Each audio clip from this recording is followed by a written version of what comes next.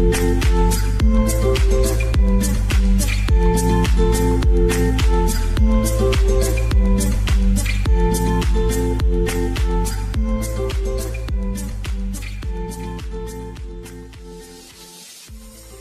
Friends, crowd explore में मैं आप सबका स्वागत करता हूं। मैं हूं आप सबका होस्ट प्रिंस। आज हम जा रहे हैं गुरुद्वारा मणिकर्ण साहिब।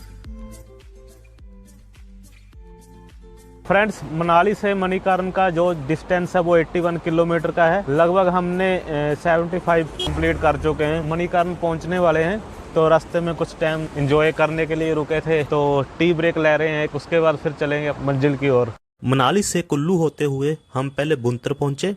बुंतर से हमें एक डायवर्शन मिला, यहीं से हमने मणिकर्ण की ओर टर्न किया।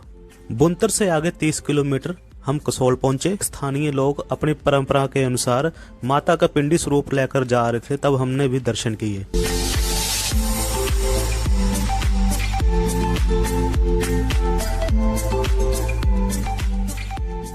तो रास्ते में ब्रेकफास्ट करने के लिए हम शान पंजाब ढाबे पे रुके हुए हैं। इनका खाना काफ़ी अच्छा है और फेमस भी है। तो चाय काफ़ी बढ़िया बनाई हुई है, लौंग और इलायची के साथ। अरे इट्स ओके। ताज़ा ताज़ा पराठे आ चुके हैं, गोभी वाले। तो इनके गोभी के पराठे बहुत फेमस है जहाँ के, तो इसलिए हमने स्पेशल जेब मंगवाए हैं। तो आज हम भी ट्राई कर कर देखेंगे कैसे है। तो एक बाइट कर कर बताते हैं आपको। वाह जी वाह।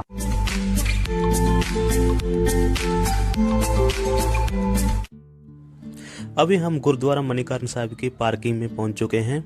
मणिकर्ण साहिब गुरुद्वारा बहुत पवित्र जगह है, जो आज भी भारत के दो धर्मों की कहानी कहता है। यही वो जमीन है, यही वो जगह है जहां जुड़े हुए हैं देश के दो धर्म। यही जुड़ी है उन दो धर्मों के रिश्तों की कहानी। तो चलिए आज हम आपको दिखाते हैं मणिकर्ण गुरुद्वारा से भारत के दो धर्मों की इस प्यार की कहानी।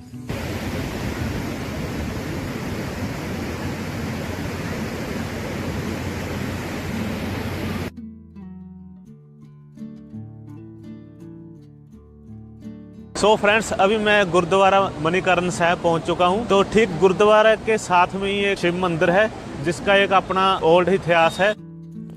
ये गुरु घर का स्नान घर है, जहाँ से दूर दूर से श्रद्धालु बड़े श्रद्धा के साथ स्नान करने के लिए आते हैं। स्नान घर से बाहर निकलते ही दाएं ओर गुरुद्वारा साहिब को जाने का रास्ता बना हुआ है। इस निर्देश के लिए दीवारों पे भी मार्किंग की गई है। सीढ़ियों ऊपर चढ़ने के बाद सबसे पहले हम लंगर हाल में गए, जहाँ पे दूर दूर से आए गए श्रद्धालु बड़ी श्रद्धा के साथ एक ही पंक्ति में बैठकर लंगर छक रहे थे। लंगर हाल से बाहर आते ही ऊपर की ओर जाने के लिए रास्ता बना हुआ है। ऊपर आकर देखा सभी धर्मों की तस्वीरें एक साथ व्यवस्थित की गई थी। यहाँ की हिस्ट्री को जानने के बाद सोच के डायनामिक ही बदल गए थे। मान लो हिस्ट्री को डीपली जानने की एक्साइटमेंट मल्टीफोल्ड हो गई। ये तस्वीरें ये दर्शाती हैं कि परमात्मा एक है। फिर हमने गुरुद्वारा के अंदर प्रवेश किया, जहाँ पे 24 घंटे गुरबानी चलती है।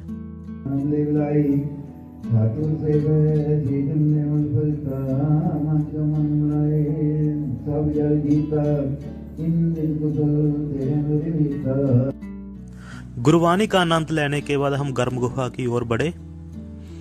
माना जाता है कि गर्म गुफा के अंदर श्रद्धालु ध्यान लगाकर बैठते हैं और अपनी सैकड़ों बीमारियों से मुक्ति पाते हैं। गुरुद्वारा साहिब के दर्शन करने के बाद हम शिव मंदिर में माथा टेकने के लिए गए। कहा जाता है कि एक दिन माता पार्वती जल क्रीड़ा कर रही थी और उसी दौरान उनके कान में लगे भूषण की एक मणि पानी में गिर गई। भगवान शिव ने अपने शिष्य को आदेश दिए कि वो मणि को ढूंढ कर लाए, लेकिन तमाम कोशिशों के बावजूद किसी के हाथ मणि ना लगी। इस बात से भगवान शिव बहुत क्रोधित हुए और उनका तीसरा नेत्र खुल गया। नेत्र से एक शक्ति पैदा हुई जिसका नाम नैना देवी पड़ा। नैना देवी ने कहा, माता पार्वती की मणि पाताल लोक में शेषनाग के पास है। इस बात का पता चलते ही सभी देवी देवताएं शेषनाग के पास मणि को वापस मांगने के लिए गए। देवताओं के कहने पे शेषनाग ने वो मणि वापस कर दी।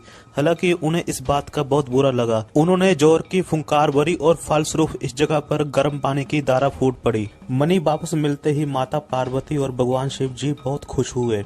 तब से इस स्थान का नाम मणिकर्ण पड़ा। इस स्थान की मान्यता सिख धर्म के साथ भी जुड़ी हुई है। मणिकर्ण में गुरु नानक देव जी अपने 5 चेलों के साथ आए थे। एक दिन लंगर बनाने के लिए गुरु नानक देव जी ने अपने एक चेले मर्दाना को दाल और आटा मांगकर लाने के लिए कहा। उसके बाद भाई मर्दाना जी को वहां पड़े पत्थर को उठाने को कहा। जैसे ही भाई मर्दाना जी ने पत्थर उठाया, वहां से गर्म पानी की धारा बहने लगी। आज इस गर्म पानी का इस्तेमाल जहां लंगर बनाने के लिए किया जाता है। चावल और दाल को इस मटके में डालकर ऐसे लंगर तैयार किया जाता है। पुष्टि की गई है कि जहां के पानी का टेम्परेचर 95 डिग्री सेल्सियस तक है। पानी का उबाल देखकर आप अंदाजा लगा ही सकते हो। इसी उपरांत हम मंदिर से बाहर आए और बाजार की ओर चल दिए। बाजार की दुकानें देखने लायक थी। इसके रास्ते ऊपर नीचे थे और बाजार के बीच में एक छोटा सा माता का मंदिर था। फ्रेंड्स, इसी के साथ हम अपनी इस सीरीज को यहीं पे समाप्त करते हैं। दोबारा फिर मिलेंगे एक नई सीरीज के साथ। तब तक के लिए हंसते रहिए, खुश रहिए।